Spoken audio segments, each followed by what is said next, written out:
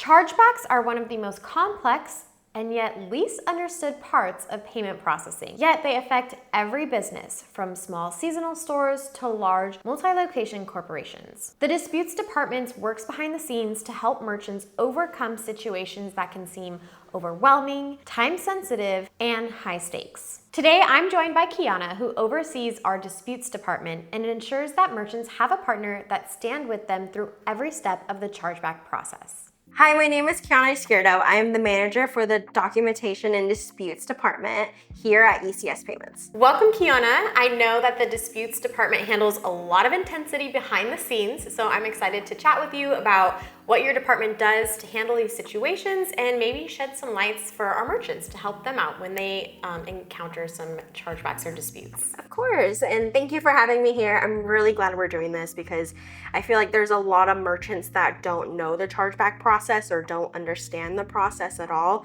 So I think this is very important to bring to light for those that don't know. I 100% agree. It's one of our most searched topics, so I'm excited to dive deep into it and maybe help answer any questions that these merchants might have in the future. Of course. So for someone who maybe has never interacted with a disputes department, can you tell me a little bit about what your work looks like on a day-to-day or weekly basis? Believe it or not, we do answer a lot of merchant questions. Some of the questions being as basic as what's a chargeback, or I received this notice in the mail, what does it mean? And it's just that's like our most common question. So just getting them to recognize what that paper is that they received, the charge that they received, because when you do get a chargeback, you will be debited for it. That's really important for merchants to know, is that when a dispute is filed, they will be automatically debited. We also don't just handle disputes, we also do change requests. And the reason why I bring this up is because, as mentioned, ECS merchants are going to be getting their chargeback notices mailed to them. So if they don't have an up-to-date address, they won't be getting that notification. So it's important that we have everything on file on the merchant's account accurate. How would they know that they have to update their address? That's a good question. So I mean, it goes as simple as just reaching out to our support team, to your sales rep, or just our merchant services in general, just letting them know, hey, what do I have on file? And then if we need to update it, then we will facilitate the correct forms to get that changed. Can you tell me a little bit about your journey and how things have evolved since you've become the manager of the disputes department? Previously, I actually worked in retail. So I worked the front end for the merchant. Now I work the back end, specifically for the merchant. So I see things that not every merchant is aware of, or maybe I get notified first. So my goal for this department is to really make merchants aware of what they can be subjected to, such as chargebacks, only because not every merchant gets notified right away. Like I said, they get their notices mailed to them. So it does take time for that mailed notice to get to them. Once they receive that one, they know how to act on it. And if they don't, I just hope that they know they can reach out to our team to be able to assist them or give them feedback or let them know, hey, what this process is for them. Previously, the Merchant Services Department used to include disputes and documentation, where it was all one. The merchant would call into our support line and anyone from that department would help them with anything. Now, disputes and documentation is its own separate department within ECS. How do you think that having that as a separate department has helped our merchants? I appreciate that the disputes and documentation has its own department for the reason that merchants will have a direct contact and know who to go to. This department specializes in chargebacks, and we work with the networks to be able to submit the representment for the merchant or guide them on what reason codes and what documents to provide. I think it's so important for us to have this department, specifically for those merchants that need help with chargebacks. What do you think the most misunderstood parts of the chargeback process are? The number one question that we get is merchants asking, why did they receive a chargeback? Or why did I get this debit to my account when the cardholder walked away with product and they got service?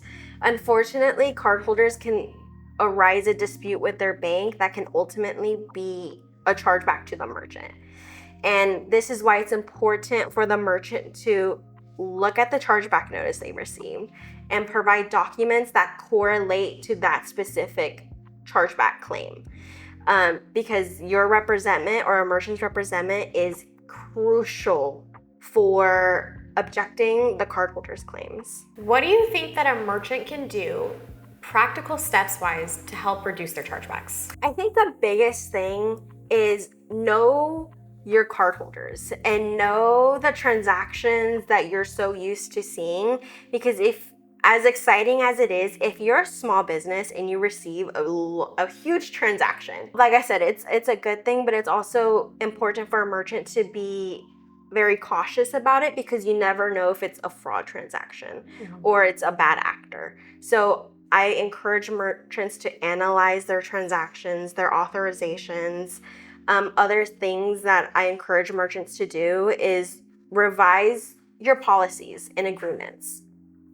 Doing those little steps can help the cardholder understand your business a little bit more. What are a few other ways that they can help reduce chargebacks? We do have reporting sites that we offer for merchants to be able to respond to the chargebacks in a timely manner, so they can go into that portal, make sure they look at the due dates for every single chargeback they have, in addition to enabling fraud prevention, so such as 3D Secure, ensuring CVV is captured at the time of sale, revising their agreements and policies, having transparent billing addressed to the cardholders.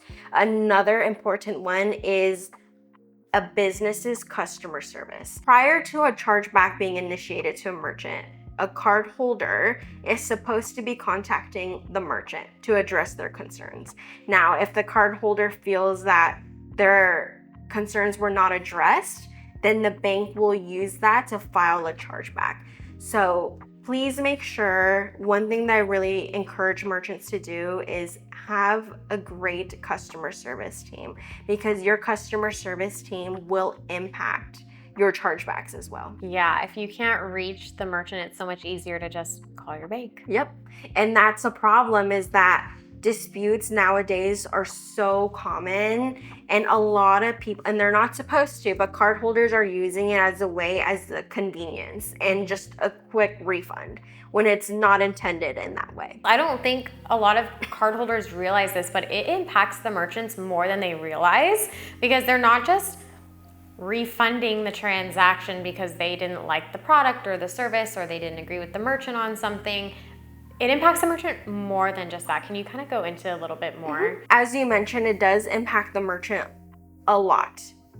First being, they get an automatic loss. So when that chargeback is filed, they automatically get debited for it. Now, on top of that, they can also be subjected to other fees. They just get an initial chargeback fee. If cases get pushed to arbitration, then they get card brand fees that go up to like $600. It's more than just a transaction reversal that the cardholder is trying to do. Plus all the time they have to put into fighting the chargeback. Yes. So when a dispute does come in, let's say the merchant receives one, can you walk me through the process from start to finish, as though I'm a merchant and I have no idea what the process looks like? This is the first time I've received a dispute, and just kind of tell me what I need to be prepared for from start to finish. Of course, yeah. I mean, and a lot of our interactions do come like that. So it is either by a call or by email. A merchant will reach out. They want to know, what's this notice? What's this chargeback? What is a chargeback? So I let them know the process. I let them know that the cardholder unfortunately went to their bank. They reversed the transaction. So now you received a debit for it. So due to that, you are given an opportunity to represent and show that the transaction and the charge that the cardholder received was legitimate. So I will explain to you the exact reason code that the cardholder filed the claim for, if it's for fraud, if it's for an unknown charge, but I would give you your exact reason. And together I will tell you what documents should be sufficient to effectively object the cardholder's claims. I think another thing that I try to encourage for merchants is to create a written statement or a written argument. And the reason for that is because the issuing bank doesn't know the merchant's perspective. They only understand their cardholder's reasons and their claims, but they don't know you as the merchant. So I think it's really important for merchants to create, it can be a very brief letter, but just explaining how that transaction occurred.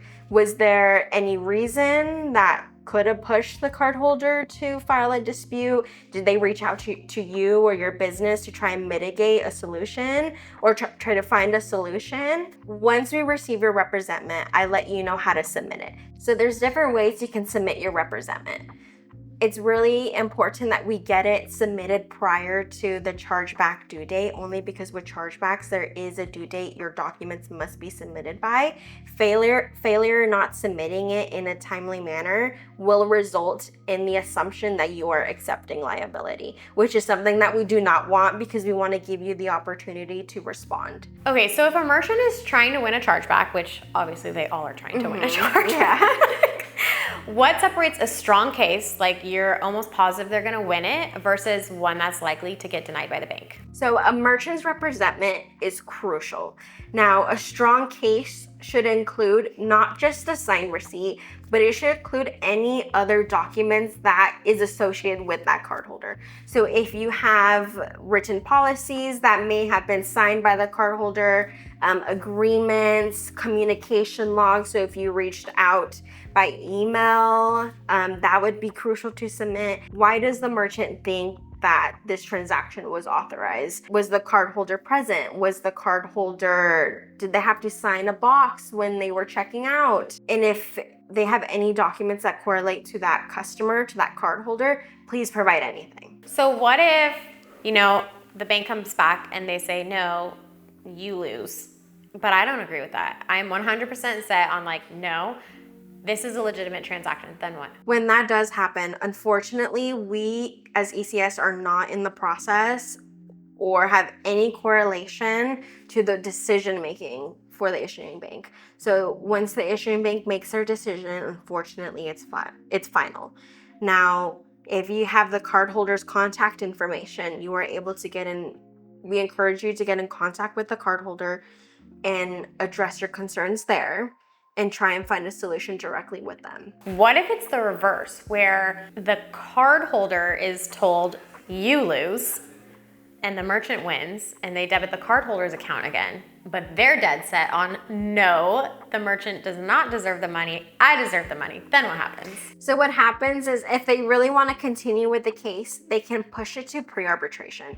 So pre-arbitration would be one of the final stages in the chargeback cycle. Now, pre-arbitration is only filed with the cardholder initially losing, and this would require the merchant to provide documentation by a new time period or to a new deadline. But it's really important when it comes to pre-arbitration because merchants, this is the final ruling that is decided by the card brand itself. So Visa, Amex, Discover, MasterCard, but they will include filing fees for it. So if you lose the case in arbitration, you could be subjected up to $600. So now the merchant will need to consider, is this something that is worth pushing to arbitration? Because if you lose, not only would they lose the chargeback amount, but they could also be subject to more fees on top of that.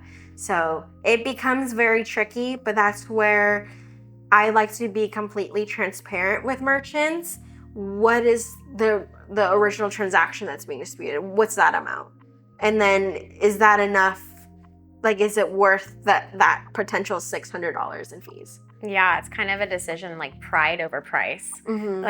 If it's more than $600, then maybe if it's a $2,000 transaction, but if it's a $50 transaction, it might not be worth it. You just have to let it go. I appreciate merchants accepting liability when it's due, because it wouldn't be fair for the merchant to represent that chargeback and object the cardholder's claims when in reality, they were not supposed to be charged twice. Hopefully it's a case too where the customer, they could have called and asked for a refund for that second transaction. Yeah. But if it's the merchant's fault for not being reachable, not having good customer service, any of those things where, the list of things merchants can do to reduce their chargebacks, if they're not meeting that criteria and the customer's forced to make that chargeback, then they have to accept responsibility. Of course, yeah. So it's really important for merchants to have excellent customer service. So merchants have a set amount of time that they have to respond to the chargeback. What's that average timeline like? Typically, merchants are given 2 weeks to respond to the chargeback when they receive that notice.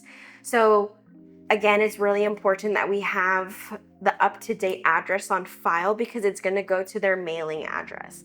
If that is outdated or they prefer documents to go to a specific address, we need them to let us know because it is only getting mailed to them. And that due date is very, very crucial for them to obey, because failure in not responding in that timely manner will lead to the automatic assumption that they are accepting liability. Right. Well, like what if the letter gets lost in the mail, or like how does that play a role where it's like they never got it, or they didn't see it, or it got lost in the shuffle, or why can't I receive it via email? Like, how does all that play into it? That's why it's always important for merchants to also pay attention to their settlements, to their statements, because they will see those charges in there. Even if they receive an unknown charge, please reach out to our merchant services team because they will be able to tell you what that charge is. And if it's for a chargeback, they will loop in our disputes department, and then we'll be able to provide you with the chargeback notice if you did not receive it in the mail. Because sometimes it could still be in transit. There could be delays. We never know what's going on for that notice to get to you or to the merchant. So just please always reach out to us. Our team is always willing to help. Yeah. And so it sounds like the number one thing is like, look at your statements, look at your bank account so that you're informed. Yes. Even if the mail doesn't come to inform you. And then I know that chargebacks, though you only have 2 weeks to respond, cardholders can take a little bit longer to actually file that dispute from when that actual transaction was made. What does that look like? Yes, cardholders can have up to 120 days to dispute a claim with their bank, and that can cause a lot of confusion for merchants. So I know merch will be in October and then they received their chargeback for August and be like, why did I get a dispute for a transaction that occurred in August? Well, unfortunately, it does tie in that it could be a cardholder looking at their statements or looking back at their charges and doing reconciling, and then they happen to be like, oh, what is this charge? Then they bring it up with their bank, and the bank doesn't have any other they don't have any other information, so they file a chargeback for you as the merchant to respond and provide documents to show that this transaction was legitimate. What are the most common reasons you think that chargebacks happen? So right now, the biggest reason is cardholders not recognizing their charges. In addition to fraud, to merchant error, this could be duplicate transactions, a point of sale error.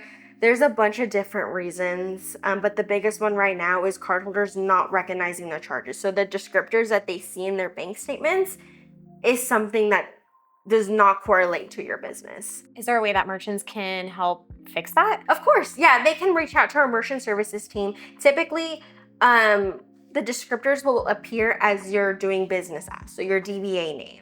If we need to do any adjustments on our end to change your DBA name a little, let's just say if you want to add a phone number, we can potentially change that for you. But ultimately, the biggest reason is the issuing bank is in charge of the descriptor. So we can try our best to change it, but it's up to the cardholder's issuing bank's discretion. Now, what I've seen some merchants do is during a checkout page or on a little placard by a terminal, they will display a little disclaimer saying, hey, cardholders, you may notice this specific descriptor. Just understand that that is a valid charge from us. Is there a certain amount of chargebacks that a merchant can have before it becomes a problem? Yes, but I would say just even receiving one chargeback should be an alert to a merchant, only because a lot of chargebacks can come in patterns, and you never know a cardholder's true intentions. So if there is a specific cardholder that did 3 different transactions and they happen to do 3 different disputes, now that's a pattern. It's a bad actor. So it's really important for merchants to start acting when they receive one chargeback. Start implementing tools and ways that you can prevent future chargebacks. Is there something that they could do? Like if they see the same person or same card making multiple transactions, is there a way to prevent that? If you believe that the transaction is fishy and you don't think it should have gone through, please reach out to our merchant services team, only because they can look into that charge, discuss it with you. If we need to avoid the transaction within a timely manner, we can get that voided for you. Do you think that banks side with customers more than they would the merchant? If a chargeback comes in as fraud, unfortunately, I do see those cases being in favor of the cardholders, only because you have to understand that those cardholders were a subject of fraud. So their bank will give them back that money to offset that transaction. Unfortunately, the merchant will be liable for that. But it's also very crucial for merchants to understand their transactions and understand their cardholders and build that trust. As amazing as a big sale to come in, if you're not always receiving large sales, you may just want to be a little cautious and understand, hey, is this fraud or is this legitimate? So if you have access to contact the cardholder, please contact them and just ask them, hey, like we noticed that we got this really big order. Just want to make sure that this is legit. Your shipping address, this is what we have. Just want to make sure that your product is going to get to you safely. Are there specific checklists that a merchant can do to implement on their gateway to reduce fraud? 3D Secure would probably be the biggest one, but it also depends on the merchant's gateway as well. Are we able to implement that? So the best way to answer that question would be for the merchant to reach out to us, so that way we can look at their account. So now we kind of have the background of what chargebacks are and the process and how your team goes about it and helps the merchants. Can you tell me of a specific case where you helped a merchant fight a chargeback? The case that stands out to me was actually fairly recent. I was communicating with this merchant that got a fairly large chargeback for a big transaction that had occurred. Now, this merchant is a small business. So when this large transaction came in, he implemented steps that not a lot of merchants do. And I think that the steps that he did is crucial. So number one being that he noticed that the billing address was not the same as the shipping address. So with that in mind, and him receiving this transaction that's large that he normally does not receive, he did have the cardholder's contact information. So he contacted the cardholder, made sure that, hey, just want to make sure that you had authorized and approved this transaction. But we noticed the address is not the same as the billing address. Is this okay? Is there a reason why there's 2 different addresses? The cardholder confirmed that 1, she approved the transaction and that it was legit, and that it was and the reason why the addresses were different. And the reason for that is because she was getting it shipped to the person that she was giving it to originally. I believe it was like a month later, she ended up filing a chargeback, but the merchant had all the receipts. He had the communication log that showed that the cardholder authorized the transaction, confirmation that although there was 2 different addresses, she was sending it to another individual that she was going to be gifting it to. He had all the documentation. He even wrote a written statement. I went ahead and I did the extra mile of just monitoring that chargeback case because I was so intrigued at the things that he was doing that not a lot of merchants do. So I was just following up with the case, making sure that it didn't get pushed to pre-arbitration. And at the end of the dispute cycle, he was just thanking everybody in our department specifically, just knowing that our department is here to assist him and help him, just knowing that our urgency is key. He really appreciated that. What do you think that says about our company as a whole, what we're willing to do for merchants like with situations like that? I think as a company, and it applies to all different departments, to all the departments here, but we always go the extra mile for merchants. We really want merchants to understand our departments, what we're here for, specifically for me with the disputes, to understand the chargeback, to understand what could happen, and if it doesn't rule in your favor and it goes against your favor, what can we do to help you? Are there any other standout moments where you've helped a merchant? There was this one specific merchant that received a chargeback and they went ahead and represented it. So the way that chargeback works is you get the chargeback, right?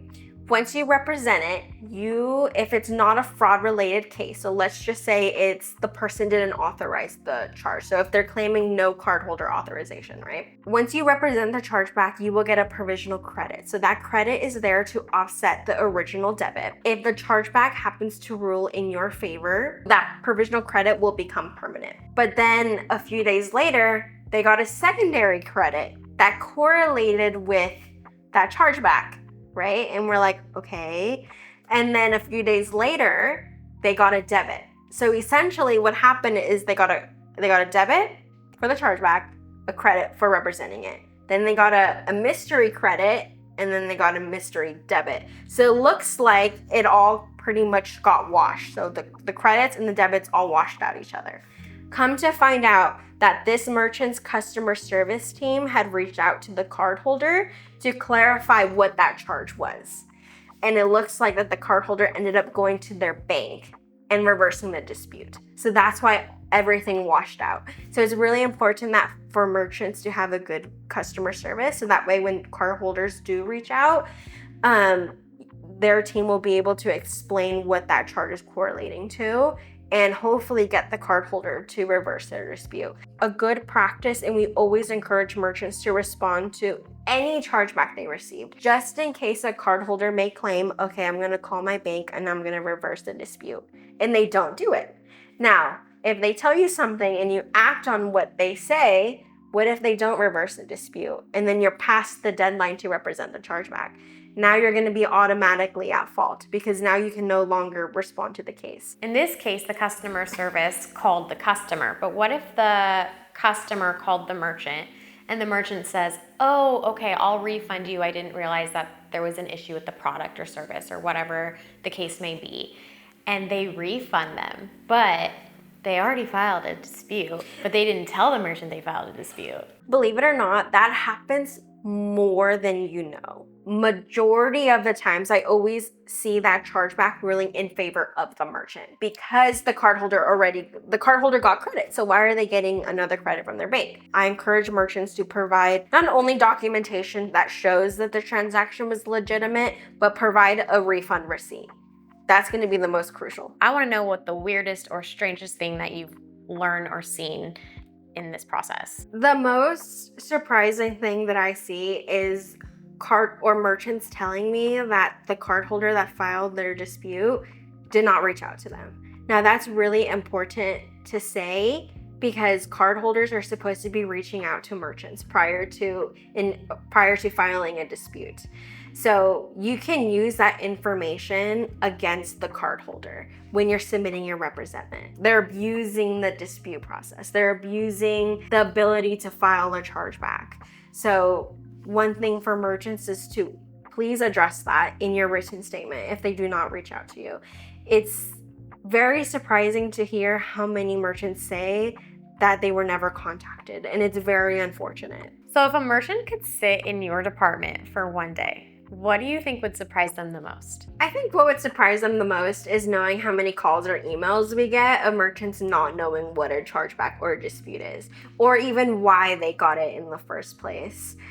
So that's why it's really important when they do reach out that we give them the answers to their questions and give them access to even reporting sites that they can manage and track their all their disputes that they received. With all this being said and all the work that you put into helping merchants with their chargebacks, what do you think makes ECS Payments a trustworthy partner when it comes to protecting merchants' revenue?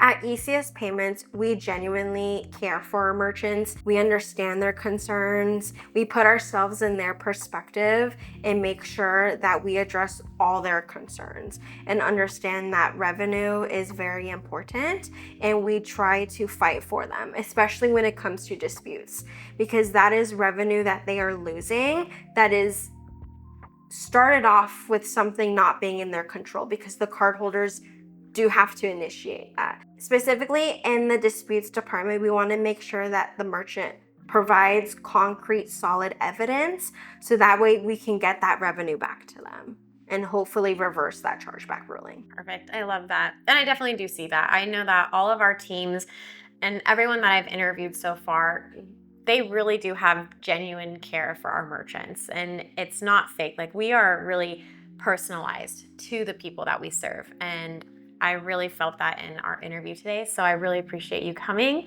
and talking to me and hopefully giving our merchants some more insight on what they can expect with a chargeback, which hopefully they won't be receiving anytime soon. Kiana's perspective shows just how much work goes into guiding merchants through a process that can seem unfamiliar and stressful.